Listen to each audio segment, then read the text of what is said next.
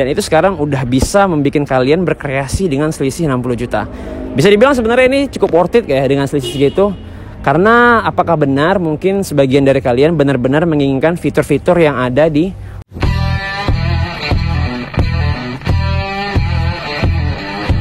sekarang di belakang kita ini ada mobil yang lagi hits juga ya. Kemarin aku udah nge-review tentang Daihatsu Rocky yang tipe ASA.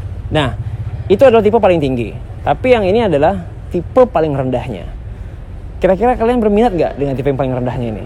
Pasti minat kan? Karena kalian kalau tahu harganya, kalian pasti minat. Kali ini aku mau ngasih tau sama kalian 5 hal yang perlu kalian tahu sebelum kalian beli Daihatsu Rocky tipe M 1200cc ini. Seperti apa? Kita mulai dari yang pertama. Sebelumnya kita ucapkan terima kasih buat Daihatsu Krakatau Medan yang udah ngasih kita kesempatan buat nge-review unitnya di sini. Oke? Nah, yang pertama mau kita bahas itu adalah ini adalah tipe yang mana ya? Ini adalah tipe M. Ya, tipe M tapi memiliki mesin 1200cc.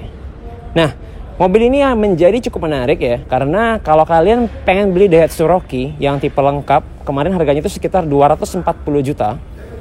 Yang ini harganya itu cuma 180 juta aja. Jadi bedanya itu sekitar hampir 60 juta ya dengan yang tipe paling lengkap. Jadi dengan 60 juta itu kira-kira apa aja bedanya dengan yang tipe terlengkap yang kemarin pernah kita review. Nah, untuk segi dimensi, ground clearance ya, juga dengan tampilan sekilasnya, ini semuanya mirip.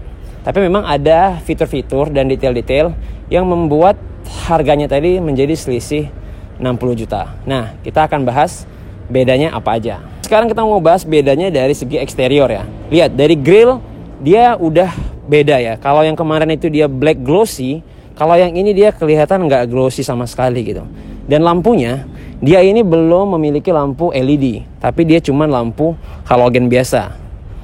Udah gitu, di sini dia belum pakai fog lamp ya, belum pakai fog lamp. Tapi kalau seandainya kalian beli mobil ini, kalian mau modifikasi, mungkin kalian bisa letak di RL aja kali ya, supaya lebih keren gitu. Di sini mungkin bisa letak di RL ya.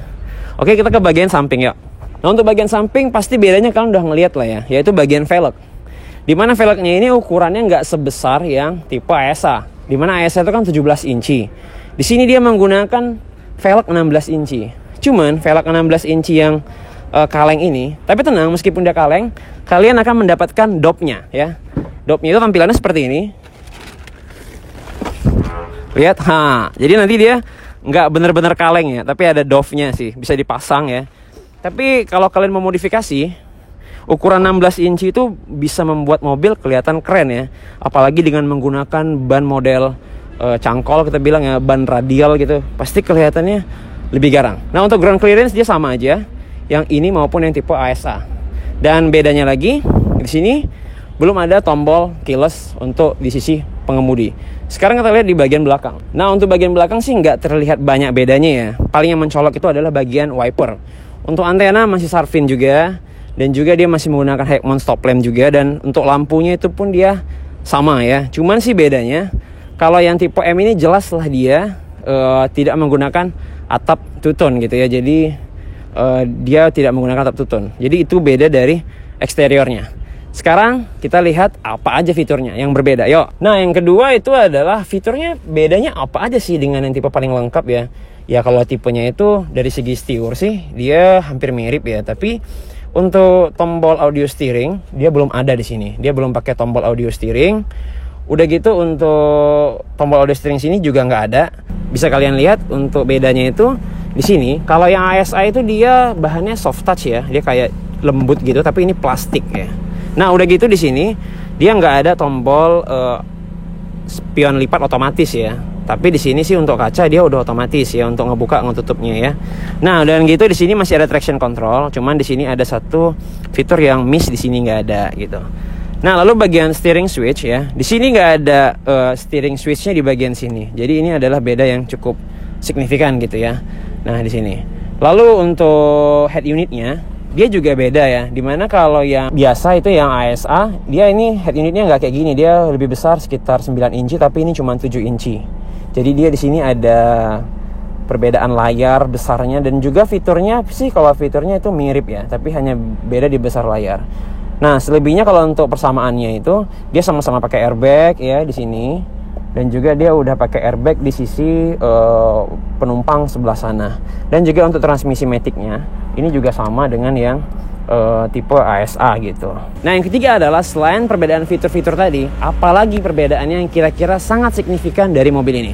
Ya, yang cukup signifikan adalah kalian bisa lihat bahwa di sini nggak ada stereo kamera di bagian kaca ya. Jadi kalian nggak lihat di sini ada stereo kamera. Udah gitu, udah jelas mobil ini juga itu adalah fitur yang sangat unggulan ya di Rocky Asa. Jadi di sini tuh nggak ada gitu. Terus yang nggak ada juga yang fitur cukup mewah di Rocky tipe Asa adalah lampu otomatis dan juga sensor wiper ya, yang dimana kalau dia hujan makin deras dia akan makin kencang. Di sini juga jelas nggak ada. Oh ya, satu lagi perbedaannya itu ada pada kuncinya ya, dimana ini belum immobilizer tapi masih keyless gitu. Fitur mewah selanjutnya yang mungkin nggak ada adalah keyless. Dia masih pakai gagang anak kunci biasa ya untuk menyalakan mesinnya. Dan untuk speedometernya ini terlihat perbedaannya sekali ya, dimana kalau yang Asa itu full digital, tapi kali ini masih manual ya, tapi tetap keren kok. Jadi itu adalah fitur yang paling besar yang nggak dimiliki oleh Daihatsu Rocky tipe M ini. Nah, yang keempat adalah lalu bagaimana dengan bagian mesinnya? Mesinnya jelas beda. Kalau yang Daihatsu Rocky yang tipe tertinggi itu 1000 cc turbocharge, ini belum turbocharge ya. Dia menggunakan mesin 1200 cc, 1198 tepatnya kalau nggak salah ya.